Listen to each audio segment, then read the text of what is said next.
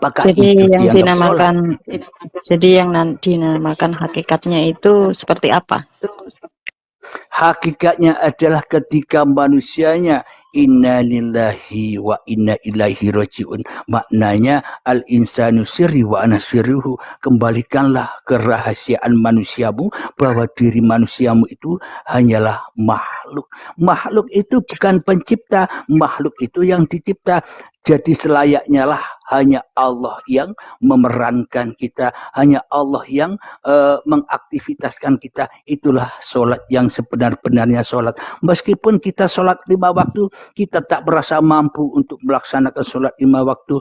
Meskipun kita membaca Al-Quran, sebenarnya kita tak mampu membaca Al-Quran tanpa uripe Allah. Jadi semuanya kembali kepada lillah, tanpa embel-embel dan tanpa kita memajak-majaki Allah dengan pahala dan tanpa kita memajak-majaki Allah dengan surga dan sebagainya.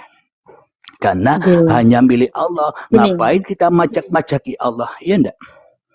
Gini. Pertanyaan saya itu hakikatnya sholat saja. Jadi kalau penjelasannya memang sholat, semua orang, apalagi orang yang syariat itu tahu. Sholatlah itu mengingat Allah. Kan gitu. Jadi ya ingat. Dikit. Ya, jadi kalau penjelasannya seperti itu kan pasti orang-orang ini bingung loh. Bagaimana kan gitu. Nah, di sini kan saya tidak melihat penjelasan yang sebenarnya seperti apa hakikatnya kan gitu. Nah, apalagi ini yang dibahas sudah bermakrifat. Jadi dijelaskan hakikat sholat yang sesungguhnya itu seperti apa untuk mengingat Allah kan begitu. Jadi yang dinamakan zikir. Nah, itu seperti apa gitu kan. Mungkin Bunda lebih juga tahu, mohonlah pencerahannya agar saya juga bisa mendengarkan pencerahannya Bunda, ya kan? Lah, kok tanya saya? Gimana tuh? Lah, iyalah, gantian lah. Jadi ada lagi ayat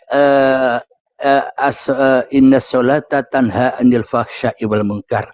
Salat itu mencegah dari perbuatan keji dan munkar.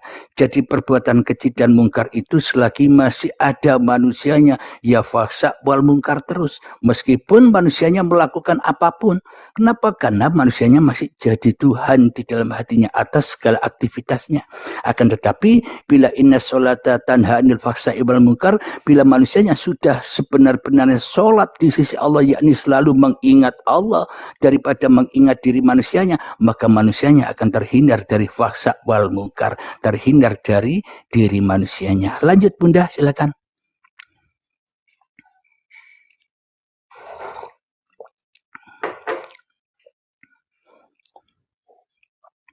Silakan, ada yang bertanya lagi, ada yang mau naik lagi, silakan.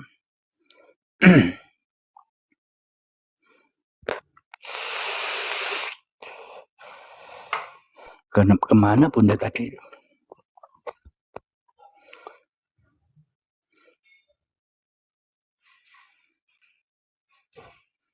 Silakan, ada yang mau bergabung atau yang mau bertanya-tanya. Assalamualaikum. Waalaikumsalam warahmatullahi wabarakatuh. Dalam belajar marifat, perlukah kita bai'ah atau talqin mengikuti sanadnya? Ibarat kita dulu sekolah SD, SMP, SMA, kuliah, semua itu bersanadkan kepada aturan-aturan pemerintah. Bila kita belajar sendiri tanpa bersanad kepada pemerintah, apakah berguna apa yang kita pelajari? Sama halnya kita belajar ilmu ketuhanan tanpa bersanad kepada Tuhan, ya pasti selama ini kita hanya bersanad kepada hawa nafsu. Maknanya seolah-olah hawa nafsu sudah paham, hawa nafsu sudah sampai. Akhirnya ya tidak ketemu dengan sanadnya. Karena belajar sendiri. Bila manusia belajar sendiri, ya akhirnya iblis dan setanlah yang menjadi pembimbingnya. Jadi Anda harus mencari guru yang sebenarnya guru di area Anda berada sana. Jadi jangan belajar sendiri. Takutnya nanti akhirnya merasa makrifat. Kalau sudah merasa makrifat, maka tambah jauh dari Tuhannya. Silakan yang mau bertanya, semoga bisa dipahami ya jawabannya. Maaf Gus, terjeda tadi.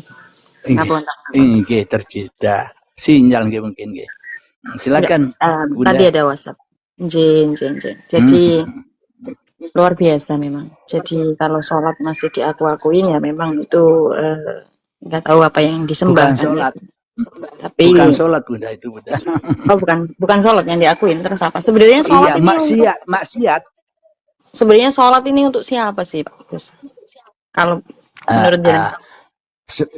Sebenarnya sholat itu apa sih? Sholat itu untuk wa ma khalaqatul jinna wal insa illa liya'budun, supaya manusianya mengabdi kepada Allah. Sama dengan di ayat di surat Al-Isra, subhanalladzi asra bi 'abdihi lailan minal masjidil haram ilal masjidil aqsa alladzi barakna. Supaya apa? Nabi Muhammad itu dimi'rajkan, supaya apa? Manusia ini diciptakan haulahu linuriyahu min ayatina, supaya manusia bisa menyaksikan ayat-ayatku. Hanya itu tujuannya sholat itu Bunda, untuk sholat menyaksikan itu, Tuhannya.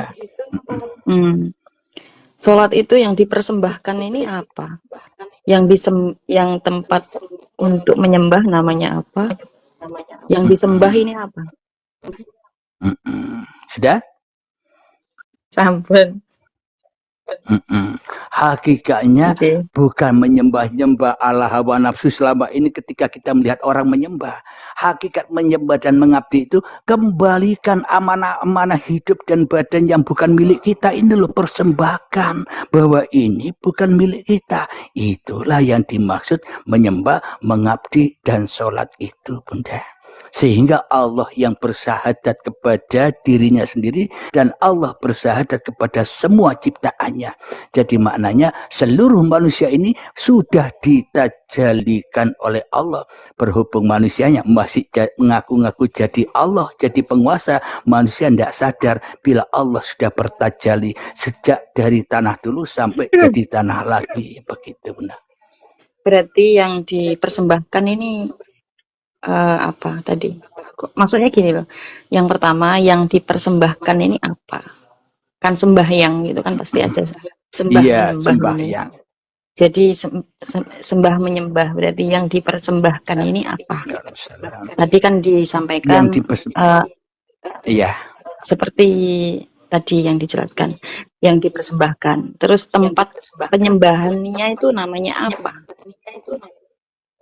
Lalu yang menyembah ini sudah apa? Sampun. Apa? Sampun.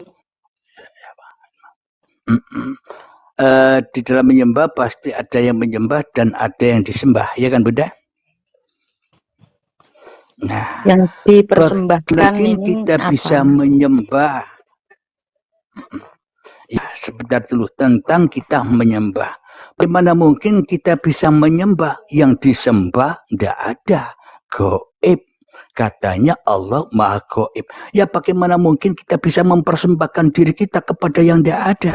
Akhirnya diri kita ngaku-ngaku bahwa diri kita lah yang ada. Inilah yang dimaksud manusia menyerupai Tuhan. Maka tak akan bisa mempersembahkan dirinya kecuali kepada hawa nafsunya sendiri. Apa maknanya? Sholat diaku-akui, aku yang sholat dipersembahkan kepada dirinya. Kaya, aku yang kaya, pinter, aku yang pinter. Makrifat, aku yang makrifat. Syariat, aku yang syariat. Dipersembahkan kepada hawa nafsunya sendiri. Kenapa? Karena Tuhannya gaib. Jadi tidak ada dua, tidak ada yang disembah, tidak ada yang menyembah. Hanya ada satu yang kita esakan di dalam dada kita, yang kita ahadkan, yang kita tauhidkan siapa? Begini, ada Allah atau masih diri kita gini, yang Gus, ada? Gini Gus.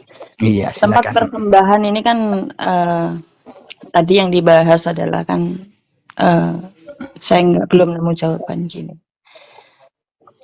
Tempat ya untuk menyembah ini namanya apa tempatnya? Tempat untuk menyembah. Ya, lanjut Bunda. tempat untuk menyembah ini namanya apa? Yang nyembah ini apa? Persembahannya ini Mm-mm. apa? Untuk Allah, bukan yang sebaliknya seperti itu.